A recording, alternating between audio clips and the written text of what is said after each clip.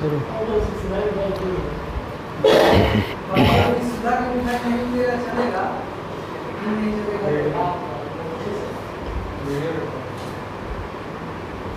बच्चों सुप्रभात। मैं Arun Kumar residential Paramount mission school से यूट्यूब चैनल में आप लोगों का हार्दिक स्वागत करता हूं।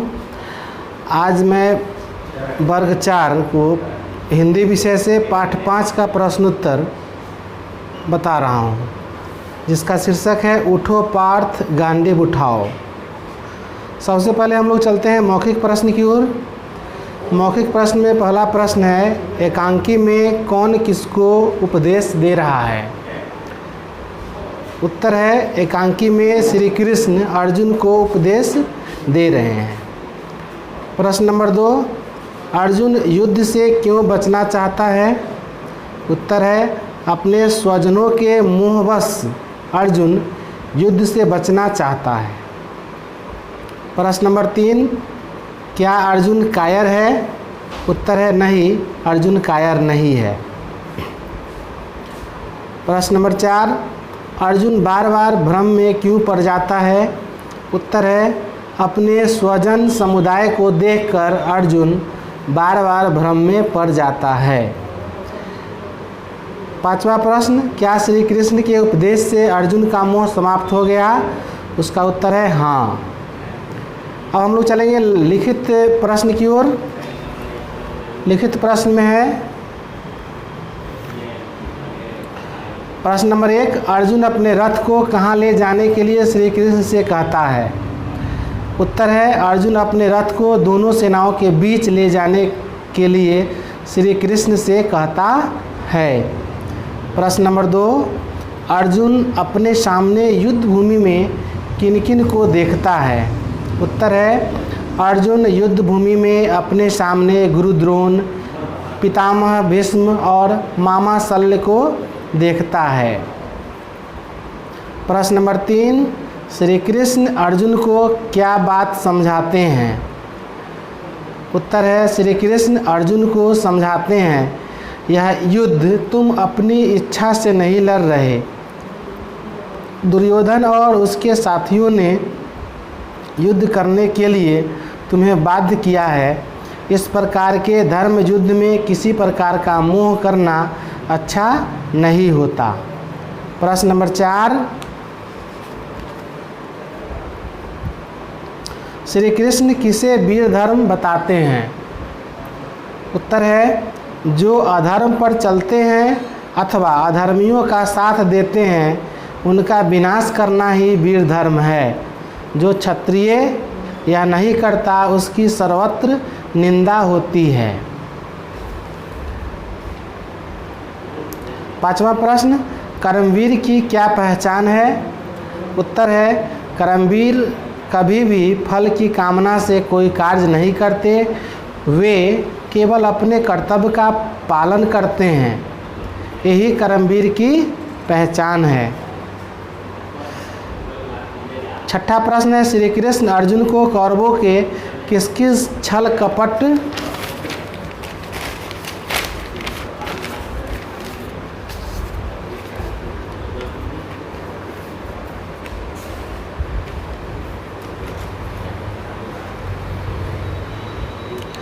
को याद दिलाते हैं? उत्तर है, श्री कृष्ण अर्जुन को कौरवों के निम्नलिखित छल कपट को याद दिलाते हैं।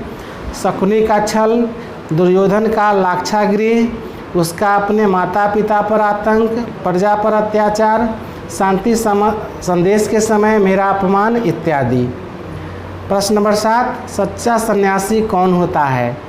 उत्तर है, सच्चा सन्यासी वह है जो अपने कर्तव्य का सजग रहकर पालन करता है, किंतु अपने किसी भी कर्म के लिए फल की इच्छा नहीं करता।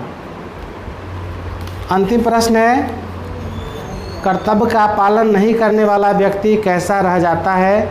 उत्तर है, जो व्यक्ति कर्तव्य का पालन नहीं करता वह न धर्म का रहस्य जान सकता है और न ही ईश्वर को पा सकता है। इस तरह से लिखित प्रश्न का उत्तर भी समाप्त हो गया। अब चलते हैं हम लोग किताब में।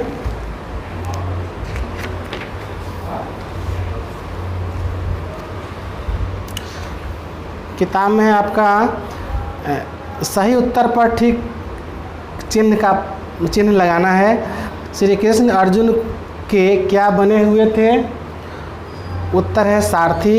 अर्जुन के अंग कैसे हो रहे थे? उत्तर है शिथिल। मनुष्य का अधिकार किस पर है? उत्तर है कर्म पर।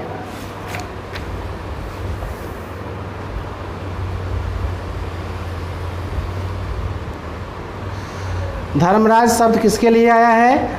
उसका उत्तर है युधिष्ठिर के लिए।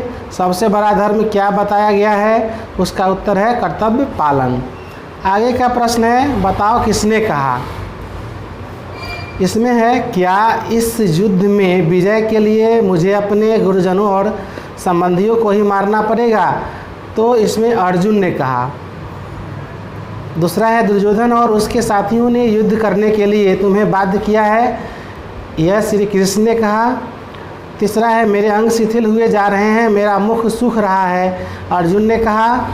चौथा है, वीर पुरुष हार जीत की कल्पना ही मन में नहीं आने देते, युद्ध उनका धर्म है, यह श्री कृष्ण ने कहा। पांचवा है, इस उपदेश से मेरा मोह नष्ट हो गया है और अपने कर्तव्य का ज्ञान हो गया, यह अर्जुन ने कहा।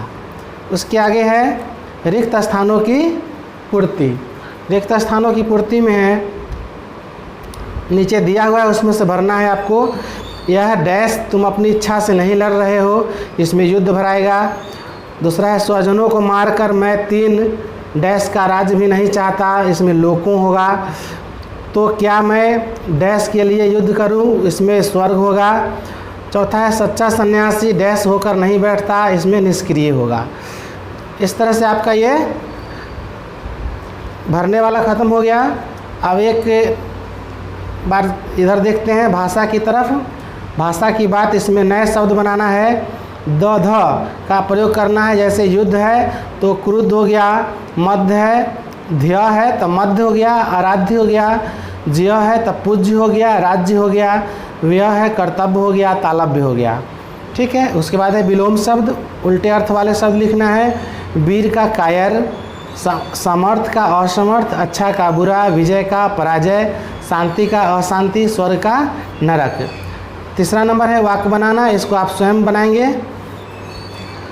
चौथा है उदाहरण देखना है और उसको समझकर वाक्य में बदलना है। जैसे आप ठीक कह रहे हैं तो इसका है आपके द्वारा ठीक कहा जा रहा है। इसी तरह से इसको चेंज करना है, वह सच बोल रहा है तो होगा उसके द्वारा सच बोला जा रहा है। मैं खाना खा रहा हूँ तो मेरे द्वारा खाना खाया जा रहा है।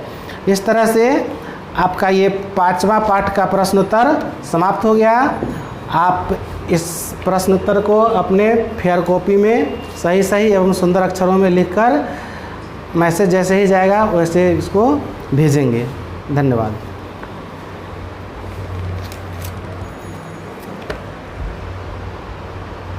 हो गया।